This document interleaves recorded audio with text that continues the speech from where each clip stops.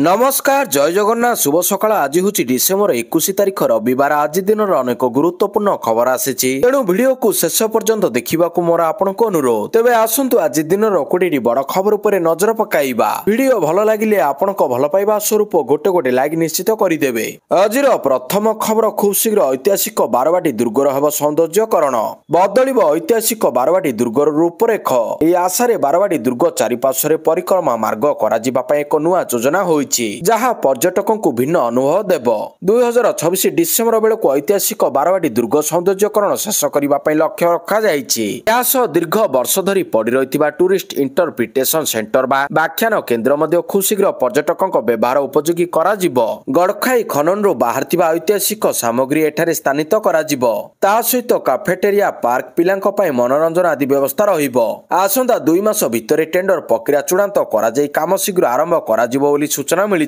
परवर्ती खबर T20 विश्वकप टीम इंडिया घोषणा बाद पड़े गिल दल को फेरिले ईशान किसान आईसीसी पुरुष T20 विश्वकप 2026 शनिवार दिन भारतीय दल घोषणा करा टूर्नामेंट रे सूर्य कुमार यादव भारतीय दलर नेतृत्व नेबे अन्यपटे खराब फॉर्म दे गति करथुवा शुभमन गिल को दल रे स्थान मिल पारि नाही। आ झारखंड को शहीद मुस्ताक अली ट्रॉफी जिताइथिबा ईशान किसान बहुत दिन पर दल को फेरिचंती 16 जणिया दल रे संजू सैमसन को मध्य शामिल करा जायछि। भारतीय क्रिकेट कंट्रोल बोर्ड मुख्यालय चयनकर्ता बैठक अनुष्ठित होइतिला जहाँ पर बीसीसीआई संपादक देवजीत साइकिया एक सांबादिक सम्मेलन में दल घोषणा करिसंती। सांबादिक सम्मेलन में अधिनायक सूर्य कुमार यादव मध्य उपस्थित थिले। एथर T20 विश्वकप भारत और श्रीलंका मिलित भाव में आयोजन करिवे। ए टूर्नामेंट फेब्रुआरी 7 रु आरंभ हेबो एवं फाइनल मैच 20 मार्च रे अनुष्ठित हेबो। गत थरर चैंपियन भारतीय दल को ए टूर्नामेंट पई ग्रुप ए रे रखा जायछि। ए ग्रुप रे अमेरिका नामीबिया नेदरलैंड एवं पाकिस्तान दल मध्य रहिसंती। परवर्ती खबर 18 माओवादी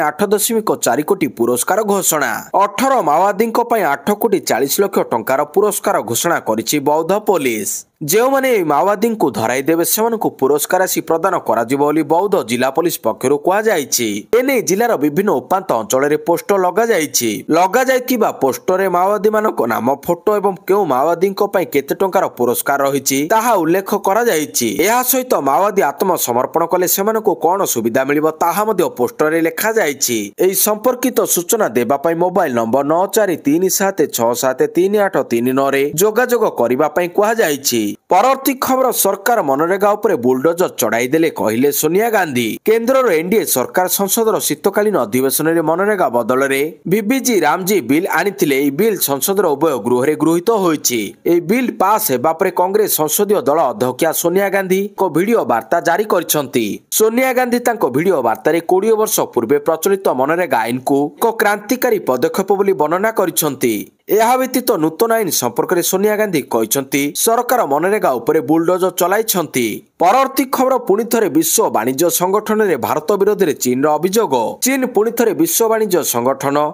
WTO रे भारत विरोध में अभियोग करिछि। टेलीकॉम उपकरण भली उत्पाद उपरे भारत जो शुल्क लगाइछि और सौर शक्ति शिल्प को जो सब्सिडी दिया जाउछि ताहाकु चीन विरोध करिछि। भारतर से दुई पदक्षेप द्वारा चीन कंपनी गुड़िक क्षति सहुथिबा चीन अभियोग करिछि। WTO को चीन जणाइछि जे भारतर नीति द्वारा केवल भारतीय कंपनी उपकृत हेउछंती। सेभली नीति अनुचित एवं WTO नियम रे उल्लंघन करुछि। एई त्रुटि को तुरंत सुधारिबा सह WTO नियम को कड़ाकड़ी भाव में पालन करिबा पई भारत को चीन वाणिज्य मंत्रालय WTO को जणाइछि। परवर्ती खबर स्वतंत्र भोटर तालिका संशोधन गुजरात 74 लाख भोटर बाद स्वतंत्र व्यापक संशोधन एसआर प्रक्रिया समाप्त हेबा परे गुजरात ड्राफ्ट भोटर तालिकार प्राय 74 लाख भोटर को नाम काटी दिया जाइछि। प्रकाशित तथ्य अनुसार 51 लाख रु अधिक भोटर स्थानांतरित होइछंती किंबा सेमानक सह जोगाजोग होई पारि नाही। भोटर तालिका संशोधन 4 नवेम्बर रु 14 डिसेम्बर मध्य करा जाइतिला। ड्राफ्ट तालिका अनुसार गुजरात रे 5.08 कोटी भोटर मध्यरु एवं 4.34 कोटी अछंती। परवर्ती खबर राजधानी रे कलबल करुछि घन कुहुड़ी 129 विमान बातिल। दिल्ली पुणी थे घन कुहुड़ी एवं विपदजनक प्रदूषण रे आच्छादित होईछि। शनिवार सकाळे अनेक अंचल रे रास्ता स्पष्ट देखा जाई नथिबारु सड़क परिवहन ठारू आरंभ करी विमान चलाचल मध्य बाधा प्राप्त होईछि। इंदिरा गांधी अंतर्जातीय IGI विमान बंदर विशेष प्रभावित होईछि। यात्री को सुरक्षा को प्राथमिकता दे विमान बंदर परिचालना पई 66 आगमन एवं 63 ପ୍ରସ୍ଥାନ ମୋଟ 129ଟି ବିମାନ ବାତିଲ କରାଯାଇଛି।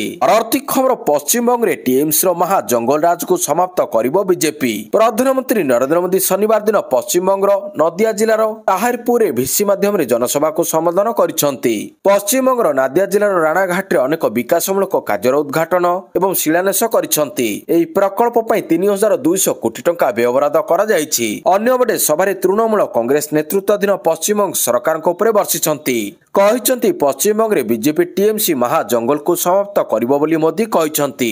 ରାଜ୍ୟରେ ଦୁର୍ନୀତି, ପରିବାରବାଦ ଏବଂ ତୁଷ୍ଟିକରଣର ରାଜନୀତି ଚାଲିଛି। ପରବର୍ତ୍ତୀ ଖବର ଆଜି ଭାରତ ପାକିସ୍ତାନ କଡ଼ା ଟକ୍କର। ପୁଣି କ୍ରିକେଟ ମଇଦାନରେ ସାମ୍ନା ସାମ୍ନି ହେବେ ଭାରତ ପାକିସ୍ତାନ। ଏଥର 19 ବର୍ଷରୁ କମ୍ ଏସିଆ କପ୍ ଫାଇନାଲରେ ଭାରତ ପାକିସ୍ତାନ ମଧ୍ୟରେ ଟାଇଟଲ ପାଇଁ ହେବ ଟକ୍କର। ଡିସେମ୍ବର 19 ତାରିଖରେ ଆଇସିସି ଏକାଡେମୀ ଗ୍ରାଉଣ୍ଡରେ ଖେଳାଯାଇଥିବା ସେମିଫାଇନାଲରେ ଶ୍ରୀଲଙ୍କାକୁ 8 ୱିକେଟରେ ପରାସ୍ତ କରି ଭାରତ ଦୁବାଇରେ ଅନୁଷ୍ଠିତ 19 ବର୍ଷରୁ କମ୍ ବୟସ୍କ ଏସିଆ କପ୍ର ଫାଇନାଲରେ ପ୍ରବେଶ କରିଛି। ପରବର୍ତ୍ତୀ ଖବର ରାଜ୍ୟରେ ଆଇନ ଶୃଙ୍ଖଳା ବିପର୍ଯ୍ୟସ୍ତ ଅଭିଯୋଗରେ ଯୁବ କଂଗ୍ରେସର ଅଣ୍ଡାମାଡ଼।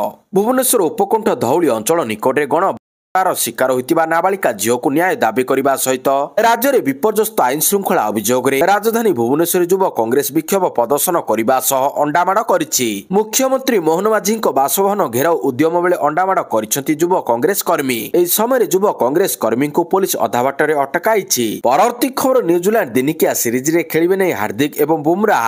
ଭାରତ ନ୍ୟୁଜିଲାଣ୍ଡ ଦିନିକିଆ ସିରିଜ ଜାନୁଆରୀ 11 ତାରିଖରୁ ଆରମ୍ଭ ହେଉଛି। ଏହି ସିରିଜରେ 3ଟି ଦିନିକିଆ ମ୍ୟାଚ୍ ଖେଳାଯିବ। କିନ୍ତୁ ଗଣମାଧ୍ୟମ ଅନୁସାରେ ଟିମ୍ ଇଣ୍ଡିଆ ଏକ ବଡ଼ ବିପର୍ଯ୍ୟୟର ସମ୍ମୁଖୀନ ହେଉଛି। ଖବର ମିଳିଛି ଯେ ଯଶପ୍ରୀତ ବୁମରା ଏବଂ ହାର୍ଦ୍ଦିକ ପାଣ୍ଡ୍ୟା ଦିନିକିଆ ସିରିଜରୁ ବାଦ ପଡ଼ିପାରନ୍ତି। ଟାଇମ୍ସ ଅଫ୍ ଇଣ୍ଡିଆର ଏକ ରିପୋର୍ଟ ଅନୁସାରେ 2026 ଟି20 ବିଶ୍ୱକପ୍ର ପ୍ରସ୍ତୁତି ପାଇଁ ବୁମରା ଏବଂ ପାଣ୍ଡ୍ୟା ନ୍ୟୁଜିଲାଣ୍ଡ ବିପକ୍ଷ ଦିନିକିଆ ସିରିଜରେ ଖେଳିପାରିବେ ନାହିଁ। ପରବର୍ତ୍ତୀ ଖବର ଇମ୍ରାନ ଖାନ ଏବଂ ବୁଶରା ବିବିଙ୍କୁ 17 ବର୍ଷ ଲେଖାଏଁ ଜେଲ୍ ଦଣ୍ଡ। ପାକିସ୍ତାନ କୋର୍ଟଙ୍କ ରାୟ ଘୋଷଣା। ତେଜଖାନା 2 ମାମଲାରେ ପୂର୍ବତନ ପ୍ରଧାନମନ୍ତ୍ରୀ ତଥା ପିଟିଆଇ ପ୍ରତିଷ୍ଠାତା ଇମ୍ରାନ ଖାନ ଏବଂ ତାଙ୍କ ପତ୍ନୀ ବୁଶରା ବିବିଙ୍କୁ 17 ବର୍ଷ ଜେଲ୍ ଦଣ୍ଡ ଦିଆଯାଇଛି। ଶନିବାର ଏକ ସ୍ୱତନ୍ତ୍ର ଫେଡେରାଲ ତଦନ୍ତ ଏଜେନ୍ସି ଏଫଆଇଏ କୋର୍ଟ ସେମାନଙ୍କୁ 17 ବର୍ଷ ଲେଖାଏଁ ଜେଲ୍ ଦଣ୍ଡ ଦେଇଛନ୍ତି। ଏହି ମାମଲା ଅତ୍ୟନ୍ତ କମ୍ ମୂଲ୍ୟରେ ଏକ ମହଙ୍ଗା ବୁଲଗାରୀ ଅଳଙ୍କାର ସେଟ୍ କିଣିବା ସହ ଜଡ଼ିତ। ପରବର୍ତ୍ତୀ ଖବର ଯୁକ୍ତ 2 ପରୀକ୍ଷା ଆଡମିଟ୍ କାର୍ଡ ପ୍ରକାଶିତ। ଉଚ୍ଚ ମାଧ୍ୟମିକ ଶିକ୍ଷା ପରିଷଦ ସିଏଚଏସସି ଯୁକ୍ତ 2 ପରୀକ୍ଷା ପାଇଁ ଆଡମିଟ୍ କାର୍ଡ ପ୍ରକାଶ କରିଛି। ଆଡମିଟ୍ କାର୍ଡ ଶୁକ୍ରବାର ଠାରୁ ସାଇନ୍ସ ସ୍ପେସ୍ ୱେବସାଇଟରେ ଉପଲବ୍ଧ ହୋଇଛି।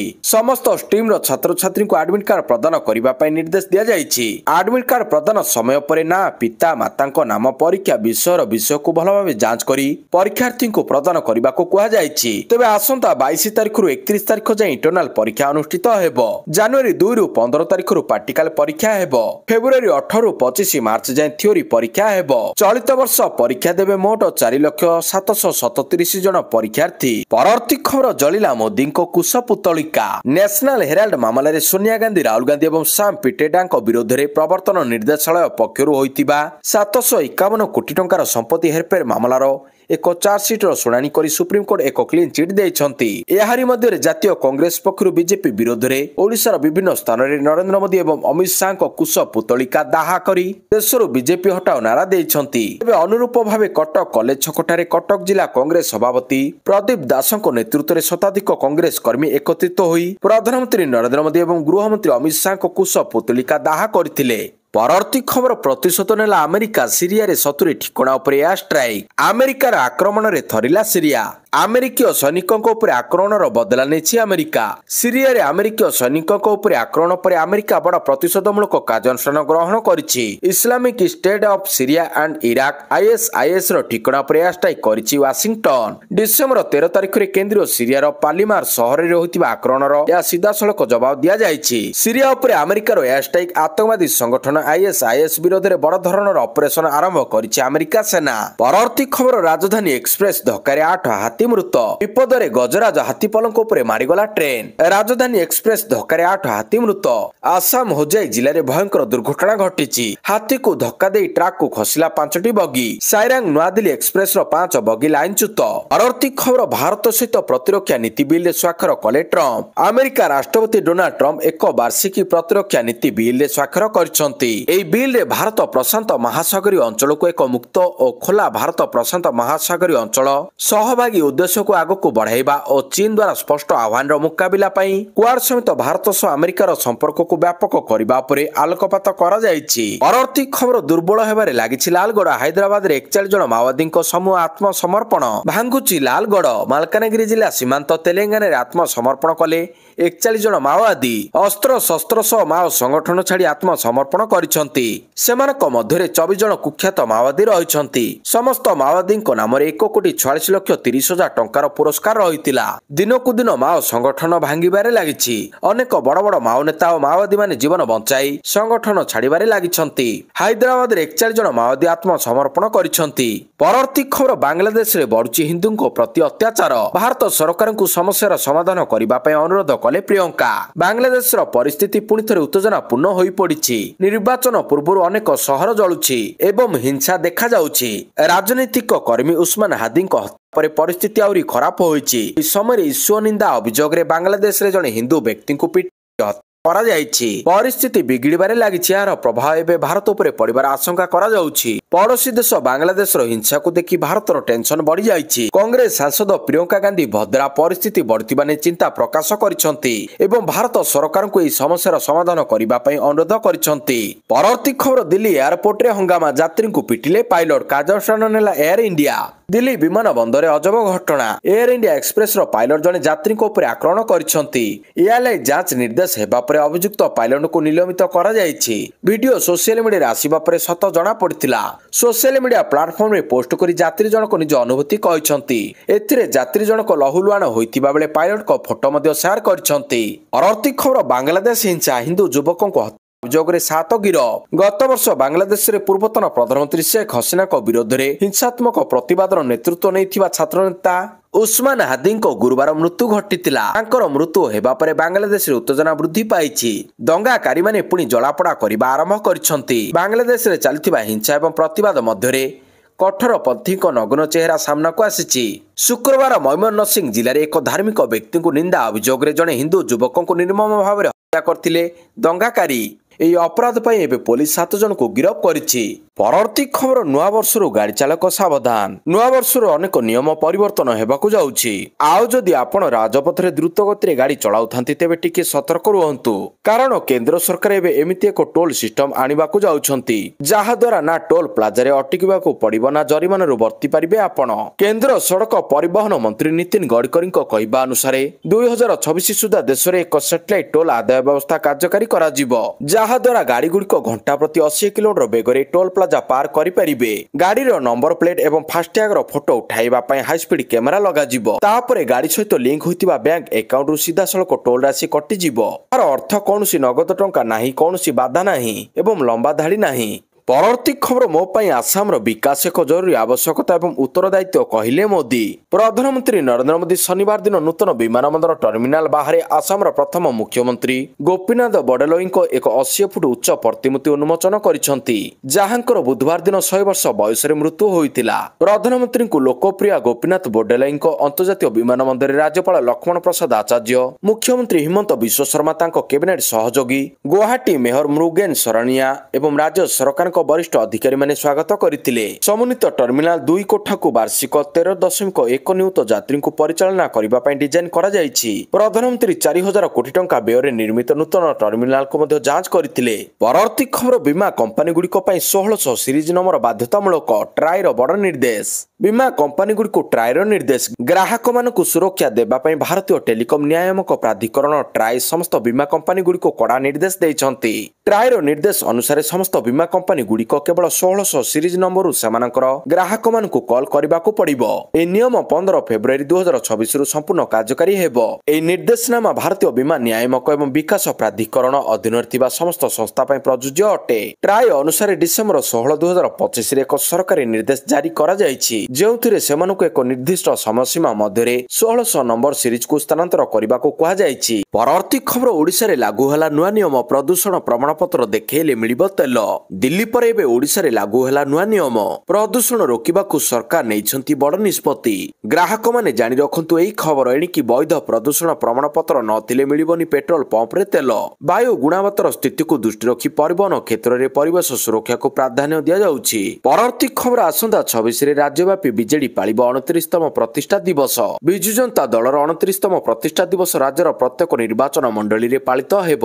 ଏହା ସହିତ ଦଳର ମୁଖ୍ୟାଳୟ ଶଙ୍ଖ ଭବନଠାରେ ମହା ସମାରୋହରେ ପାଳନ କରାଯିବ ବୋଲି ଦଳ ପକ୍ଷରୁ ସୂଚନା ଦିଆଯାଇଛି। ଏଥିରେ ଦଳର ସଭାପତି ତଥା ବିରୋଧୀ ଦଳ ନେତା ନବୀନ ପଟ୍ଟନାୟକ ଯୋଗଦେବାର କାର୍ଯ୍ୟକ୍ରମ ରହିଛି। ଶନିବାର ଦିନ ଶଙ୍ଖ ଭବନଠାରେ ଆୟୋଜିତ ସାମ୍ବାଦିକ ସମ୍ମିଳନୀରେ ଦଳର ବରିଷ୍ଠ ଉପସଭାପତି ଦେବୀ ପ୍ରସାଦ ମିଶ୍ର, ପୂର୍ବତନ ମନ୍ତ୍ରୀ ପ୍ରଦୀପ ଅମାତ, ପୂର୍ବତନ ମନ୍ତ୍ରୀ ତଥା ଭୁବନେଶ୍ୱର ଜିଲ୍ଲା ବିଜେଡି ସଭାପତି ଅଶୋକ ଚନ୍ଦ୍ର ପଣ୍ଡା, ବିଧାୟକ ଅନନ୍ତ ନାରାୟଣ ଜେନା, ଭୁବନେଶ୍ୱର ମେୟର ସୁଲୋଚନା ଦାସ ଏହି ସୂଚନା ପ୍ରଦାନ କରିଛନ୍ତି। ପରବର୍ତ୍ତୀ ଖବର ଇସ୍ରୋର LVM-3 M6 ମିଶନର ଉତ୍କ୍ଷେପଣ ତାରିଖ ଚୂଡ଼ାନ୍ତ।